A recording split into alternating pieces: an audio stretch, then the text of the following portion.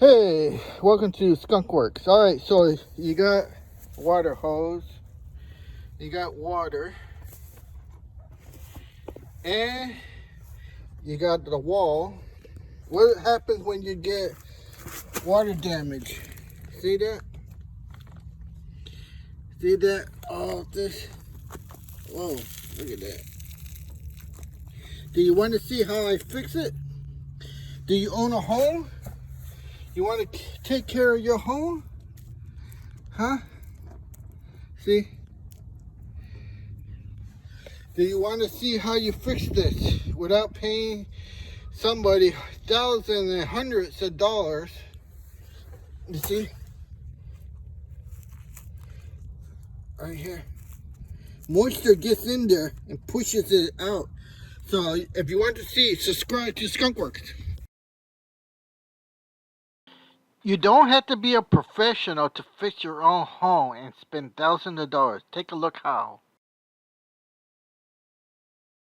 Here with Southern California Painter. Right now I'm going to show you how to patch slash float this stucco wall. So the way that we're going to achieve that really is that we need to float this all flat first before matching the texture, which is going to be this dash finish that you can call it. It's basically imitating what the interior knockdown would be using drywall mud and things like that. So I'm going to basically run you through the whole process. That's going to be from mixing the stucco here, showing you the consistency that we want. I will show you some of the tools that we're going to use and show you how to kind of do the whole process from start to finish, from floating and then adding the texture. So right now we're just going to dive into mixing the stucco and just get the process rocking for you guys.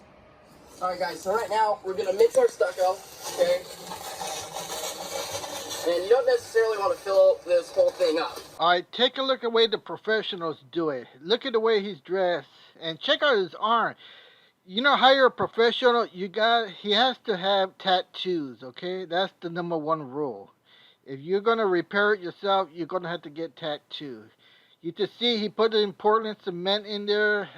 A third of it was flying in the air. Then he has the stucco bag right there. So, you got to know what you're doing. And, if you do it wrong, you lost a lot of product. So, just take a look how other people do it. Video, we're going to show you how to do a stucco patch. I've got a stucco house here, and we've got some damage to the stucco because of water running down the side of it because of it being improperly flashed on the roof. So stay tuned for this video while we teach you how to do a stucco patch. You see the tattoo on his arms? That's what you got to do if you want to hire a professional, or if you want to do it yourself, you got to get tattoo. On the house, then we're going to prime it with a primer, and then we're going to be painting it with an elastomeric coating. So here we go. Stucco right here. There's the flashing on the roof is not flashed properly, so the water's running down the side of the house, getting behind the stucco and causing the vinyl color coat to bubble off, and we're scraping it all off. We're going to touch it up with our stucco patch, and then we'll be painting this whole house. We're going to paint the stucco, and then we'll be reflashing it up there where it's running down the side of the house so it doesn't do it anymore.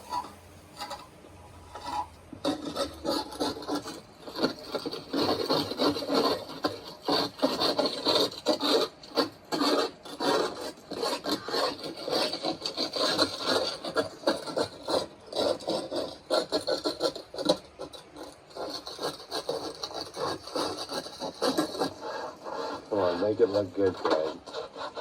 Scrub like you mean it.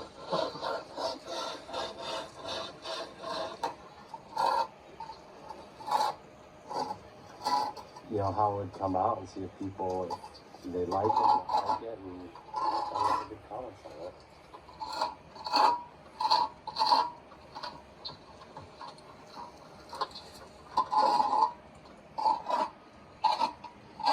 Just using pre-mixed stucco patch to work on this stucco patch. Got a couple 4-inch, 3-inch spackle knives, and we're using a hawk and a 14-inch trowel. Alright, there's that tattoo on his arm. Hope you saw that. Take a look at the job he's doing here. What do you think? You know, he's got all the tools. He's a professional. And what kind of workmanship do you see there? Is it acceptable to your standard? I don't know. Let me know.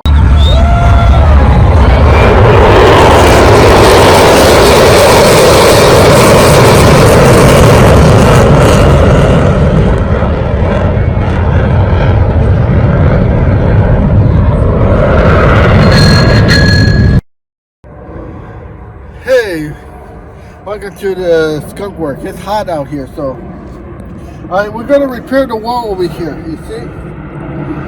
We got water built up moisture, okay? So there's many ways of repairing.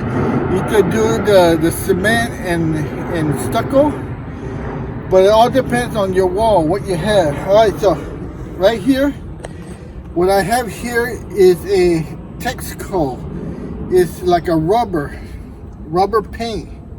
So this is different. So what we're gonna do is water got in between the rubber paint and blister out like this. So what we're gonna do is scrape it off. So let's take a look at our tools here. We got some spatulas. We're gonna try to use whatever works, and we're gonna find first a little hole. So there's one here. See right there. You see that?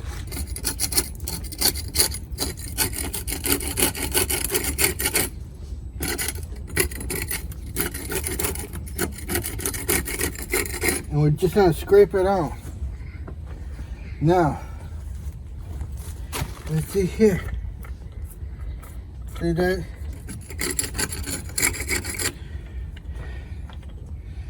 And then, oh, right here.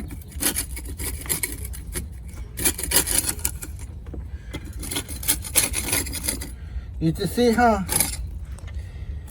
the cement or something underneath it got water in there.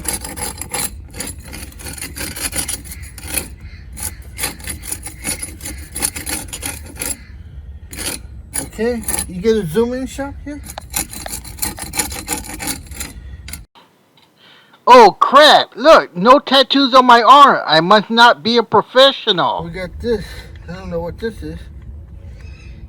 Huh. We have to use the hammer.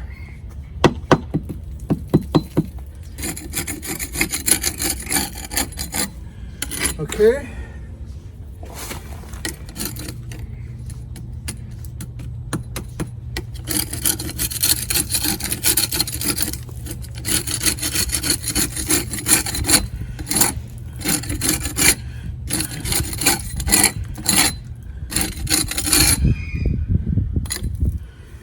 Okay, and let me take a look over here. Oh, here. Oh, yeah, it has a lot.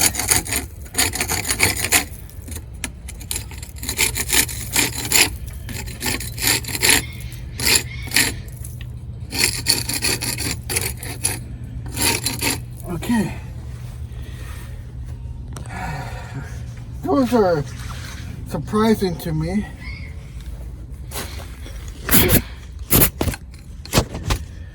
Okay, now I'm gonna get this part here.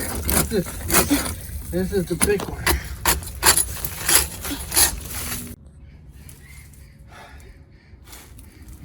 Oh my goodness. God, this one. Yeah.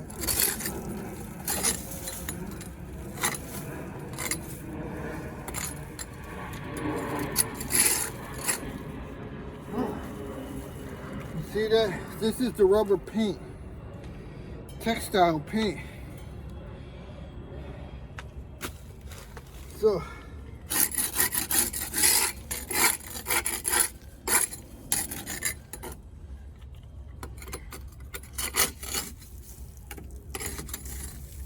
oh man.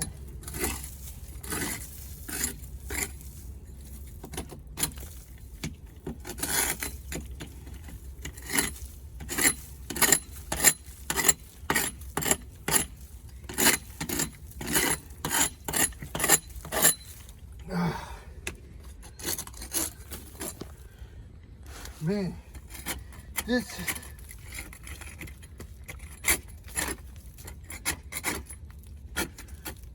don't want to go too much. Okay, yeah, I have to come over here.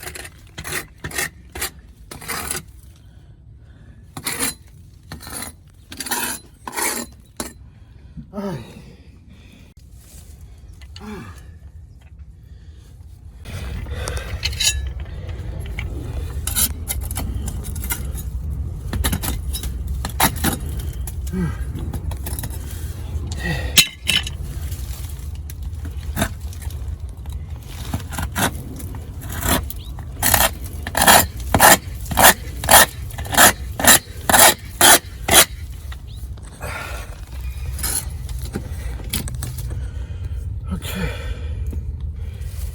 Yeah. I think that's all I want to do. It's harder. Okay, now we have to blow that off. This is how the professionals do it. Scrub like you mean it. Let's see how I do it. He's scrubbing like he's mean it. Okay, so we use our blower. We're gonna blow all that loose sand.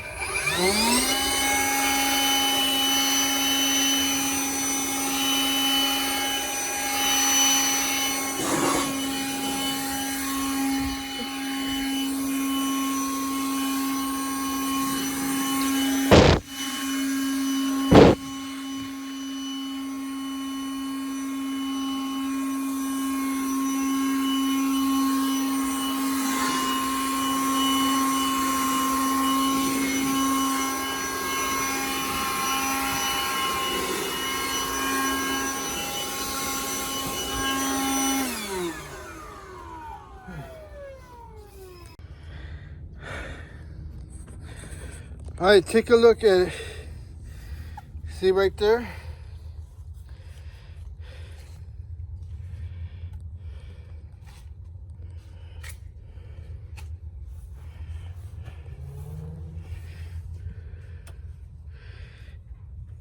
You have to make sure you get all the dust out. This one's a big patch. So we're gonna have to try to get underneath that thing so it's the joint. Alright, so what we're gonna use? We're gonna use this stuff. 970H series. Texture bonding. Okay, so this paint is a primer. It has the texture. You see all these little sand dots? It should have it already in there. So we're gonna use our key to open the can. I'm gonna use a paintbrush. Alright, so let's go to the next step. Okay, so we're gonna mix it up.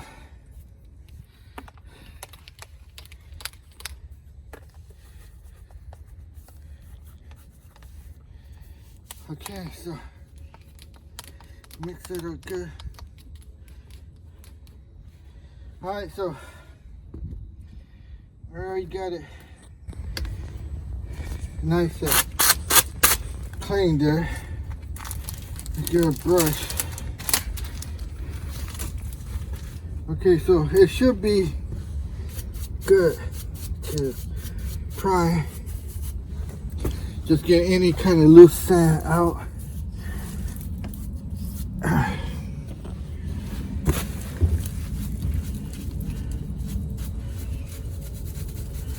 Can't believe that.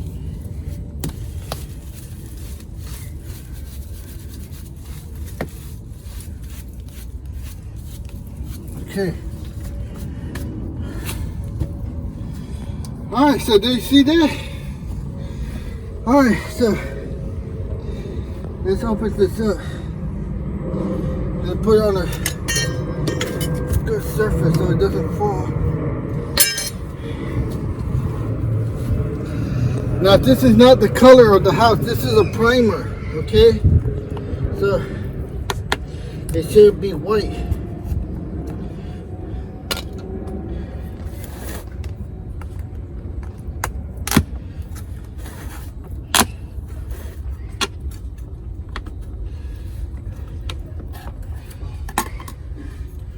Yep, and it is. See that? See the texture? So you see that, how it's going to match? Okay, that looks good. Alright, so let's try and get here. And we can put this 2 ways. Let me try over here.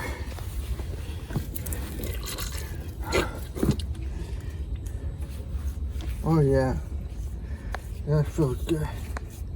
Oh yeah, look at that. Look at the texture. Zoom in there. Do you see how it matches already the texture of the house? You see that? And this is a primer. Okay, so we know this is going to work good. And again, this is a almost like a rubbery substance. So it's like a rubber band. It will expand and contract with the sun, the heat. Okay, look at this. Push it in there, almost like if you're doing the concrete, you want to really shove it in there. Oh my goodness, look at that. And then we just feather it out.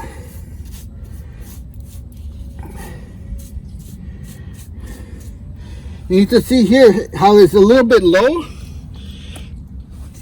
And all we need to do is build it up and put in a little bit more. See that? Oh my goodness. This is some good stuff. See that? We just build up the layers. That is perfect. And then once we paint it to the same color, this thing is perfect. And now look at, you don't have to be a professional. You know, to do something like this will cost you thousands of dollars. Here, give me recorder here. You can see how I'm sweating like crazy, but you see how we're saving thousands of dollars in labor costs for somebody who has skill to do this. And you don't have to be skillful. You just have to buy the right product, what's available out there. And that's what the problem is. You guys don't know what's available. If you didn't know about this product, you would use stucco cement, stucco patch, and do it the traditional way. Mix the powder in there and slap it in there with your trowel. Not this kind, but this would still do the same. You trowel it on there, and then you have to let it dry, and then you put a thin coat of Portland cement with sand. Lay it on there after it dries like 24 hours. Lay it on there thin coating, and then you do your texture.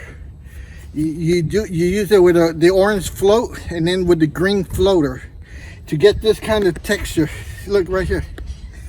See, you get this with the floater. But look it, it's already built in. Now, can we zoom in here? You can see how it's concave. That just means this is the first coating, okay? And then we just build it up. Look at that. And now remember, this is a plastic coating. Look at that.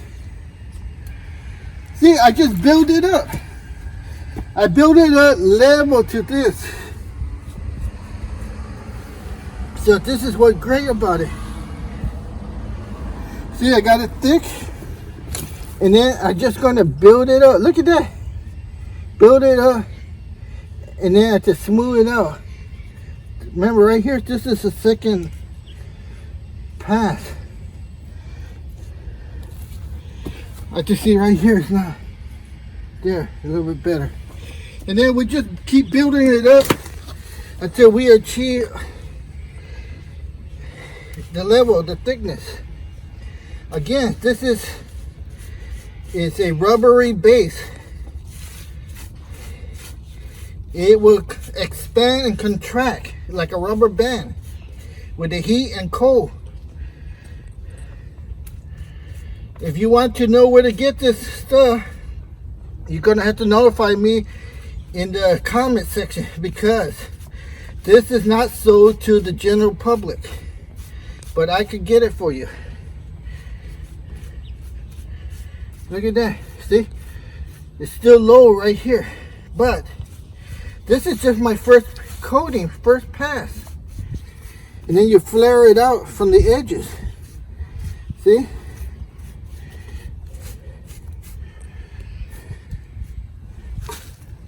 look at that for a first pass. All right, now this one's gonna be a hard one, so come in here closer so you can get a good shot of me. This one, now you see here how it's still open gap. So by ripping, I would rip the whole thing up. Remember, this is a rubbery compound. So I'm gonna shove it out here just like concrete. Shove it up underneath. This is your first move. Now,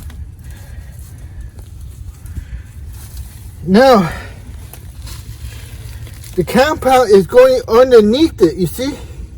It's creating a bond between the top layer and the layer that was cut open.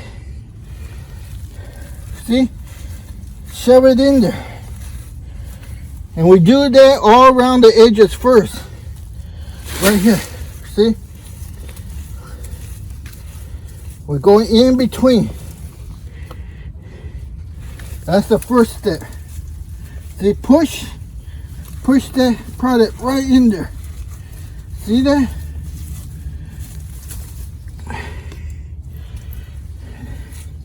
You don't have to be a professional, but when you use professional products, there's a spider there.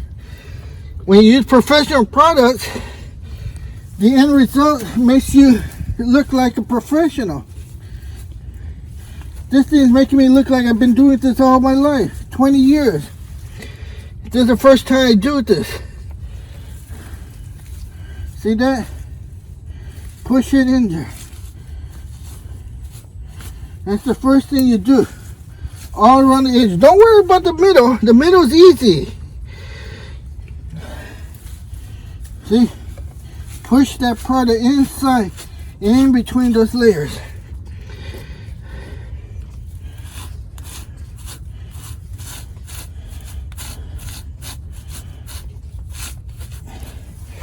And then the next part, you see this brush? This is the cheapest brush you can buy at Home Depot. Right there, get this. I think I paid like $2 for this brush. Okay, see? Now we got all that done. And we just finished the middle part.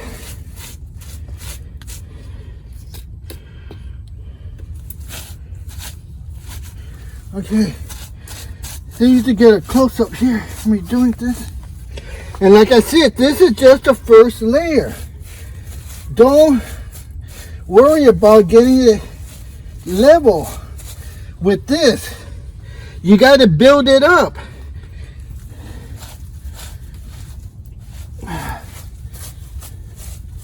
See that?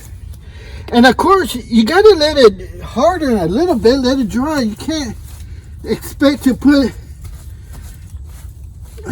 build up your layers when it's soft and wet. It'll just fall out. This is just like working concrete. Now, like I said, this is not like concrete. See, you lay it on thick, and it helps if it dries up a little bit. See, right here.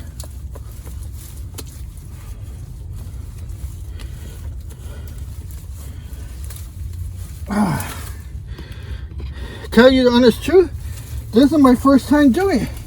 I was kind of worried that I didn't know what I'm doing, but you can see here, I'm gonna have to let this dry because it's not letting me build up, but that's reasonable. Okay, let's go back over here.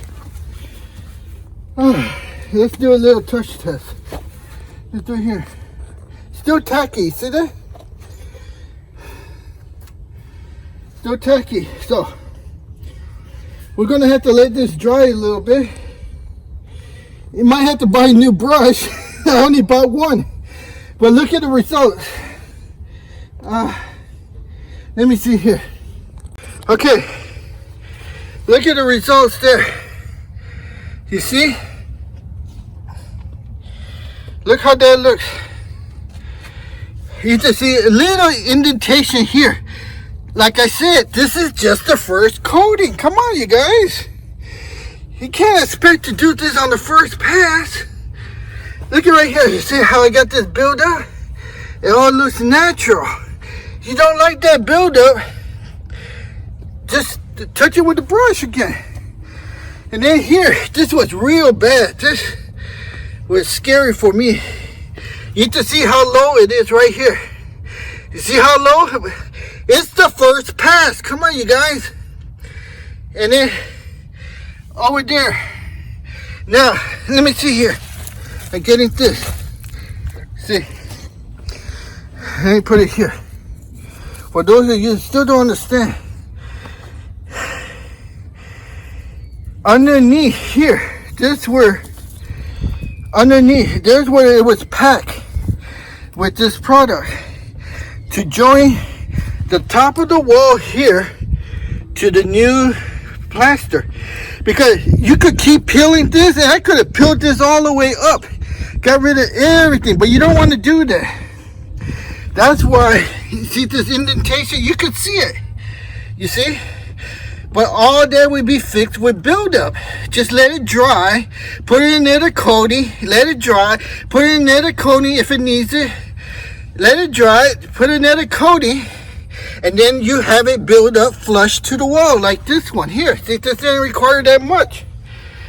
See, this one didn't require much. It's flush to the wall.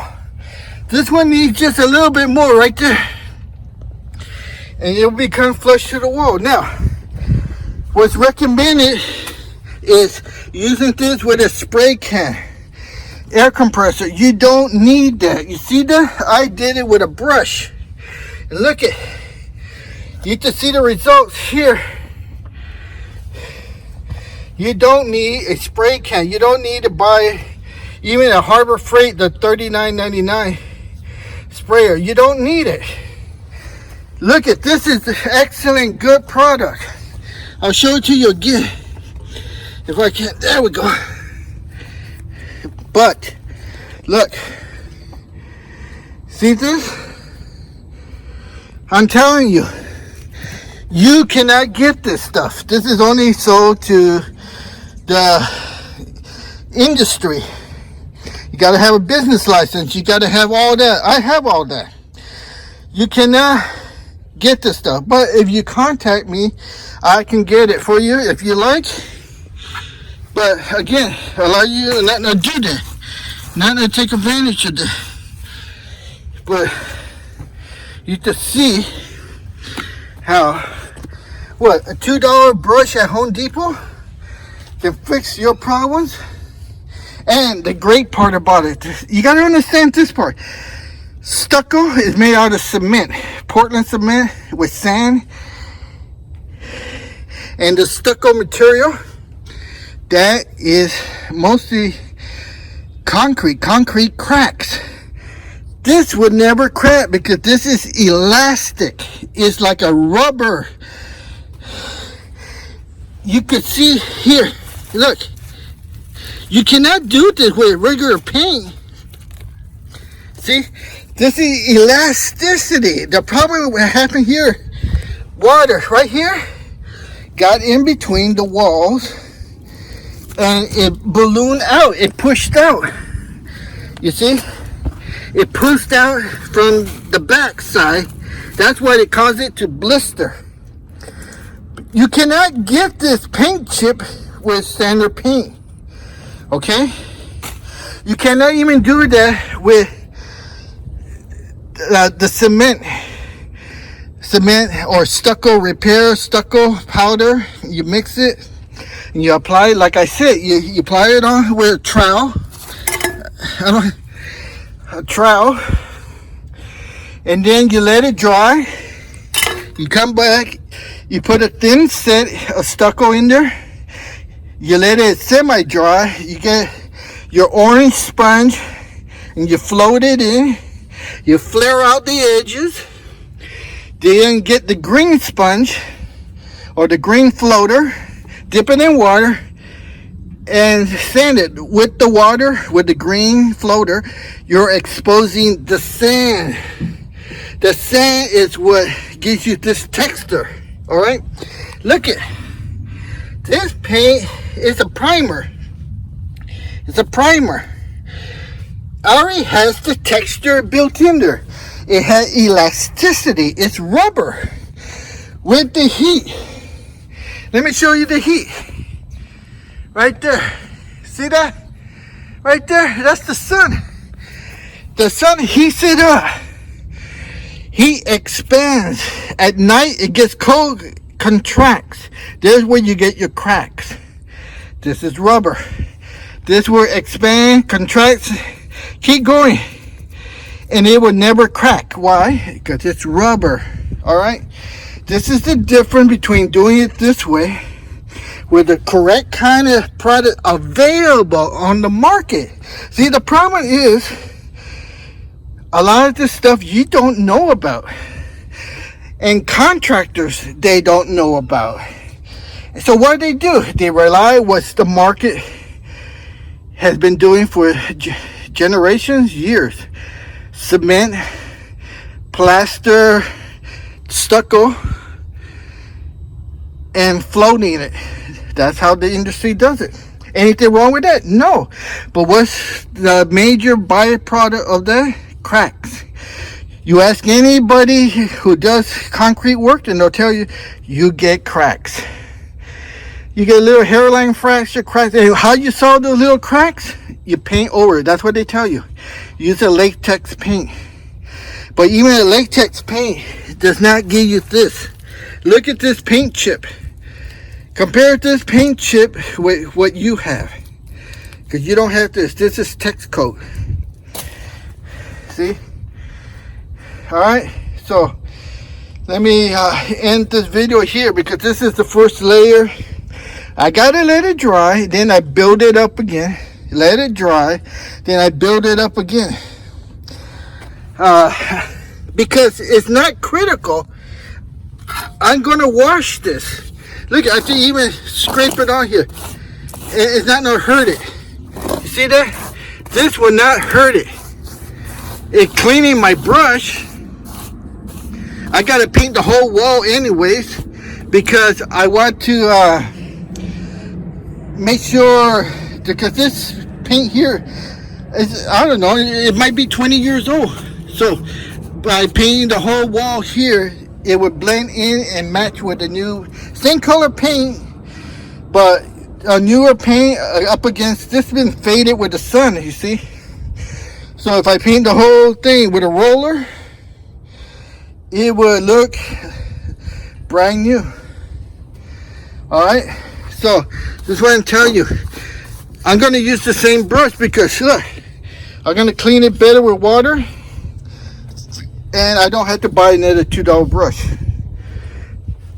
I don't know, here's the tag.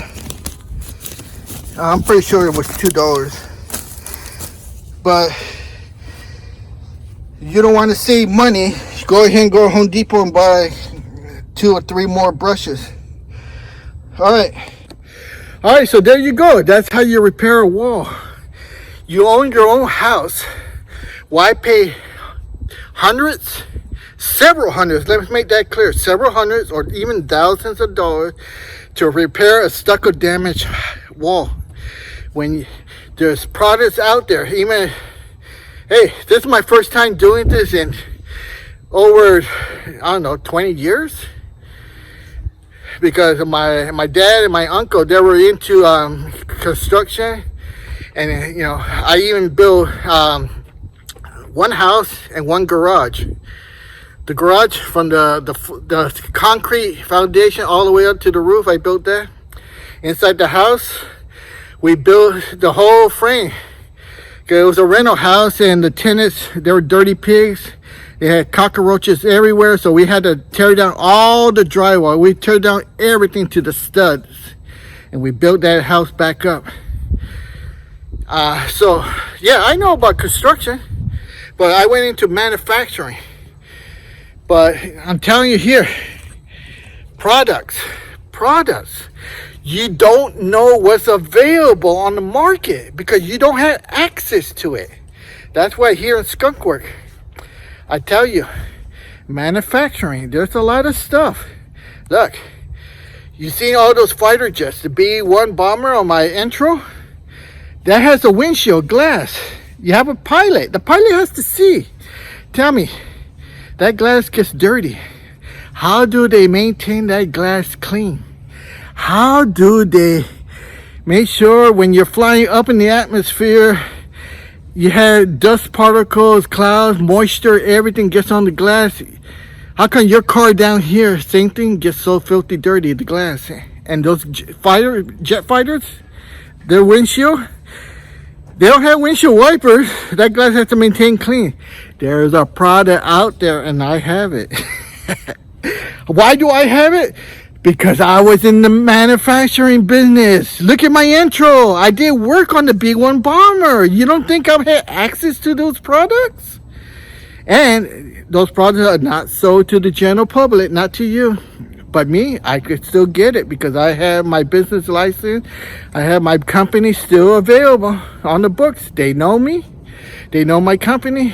I'm still able to get the product. All right. So it keeps your glass clean. It keep it clean.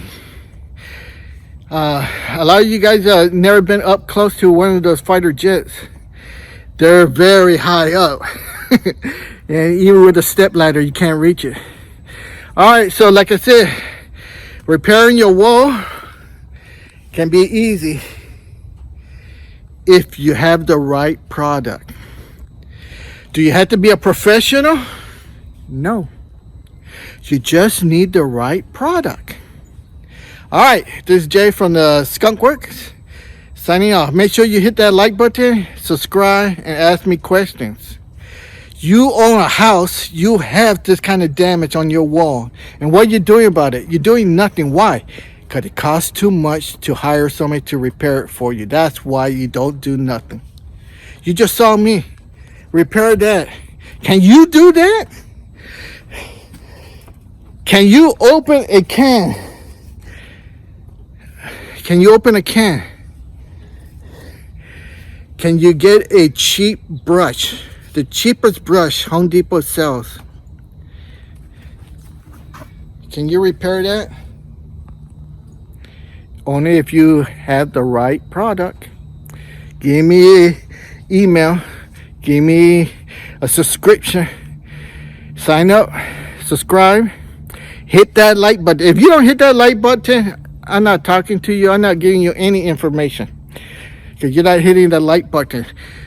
By hitting the like button, it helps the channel grow. If you don't help the channel grow, why should I help you? Tell me that.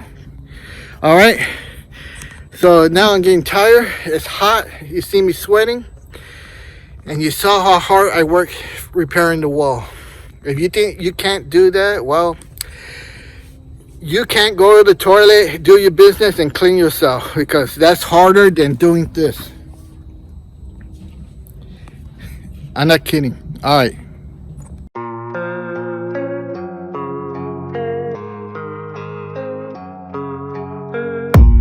I don't really know what comes next. I'm just doing my best, even though I'm so stressed out. Everything just feels like a test that I fail, so depressed when I can't seem to get out. But something deep inside won't let me quit. I swear that I'm inspired by all this shit. Tell me that I can and I won't, that's what God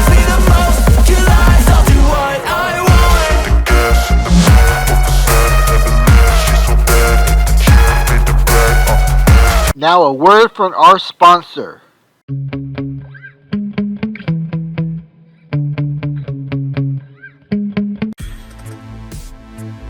Hey, welcome to the course of forklift certification. Getting your license to drive a forklift. So you want to drive a forklift for a living, all right? So number one item you need to keep in mind is safety. So you got your earplugs, and let's get our safety glasses on here. All right, so what you'll learn in this course is, if you want to think of it as the DMV written test, the same principle.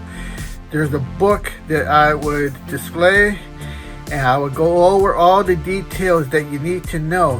Now, it would go into great detail about different types of classes of forklift and all of this. It will be all explained in the course. And you must attain 80% passable. So the way I'm going to run the course is I'm going to go through the whole book with you. And at the end, you'll have a test. And you'll take the test and see if you can score above 80%. If you don't, then you need to review it, go back, and take the test again. Once you feel more comfortable, then you to apply to one of these state agencies that are run through Cal OSHA, and you can even do something. They have courses available online. Take the test, you pass, and then you have to go to the facility and do a drivable test. Just like in DV, you do the written test, and then you have to do a driving test. And basically, the driving test is just you sit on the forklift, you do a figure 8, you drive backwards, and you pick up a load. If you're one of those trash can dumpsters, you pick it up and drive backwards a little bit, and then put it in a certain area. And it's that simple and easy.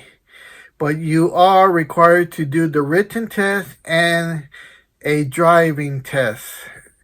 So what I'm offering you here is the written test. It's the natural test.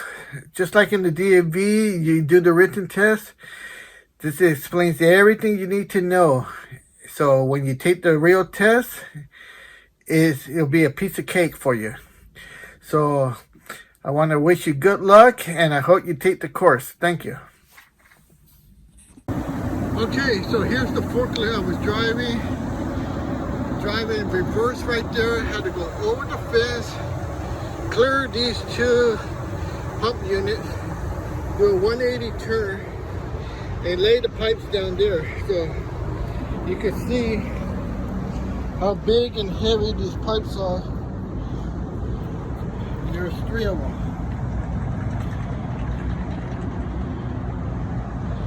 And they were stacked on the truck. 2 on the bottom and 1 on top. So this is what the other guy was kind of sketchy, and he was struggling, and that's why I took over on the forklift to lay him down right here. So that's what you do. You don't sit there and watch the guy drop the load. You help out. Help yourself get the job that you want, driving forklift. This book will help you so much.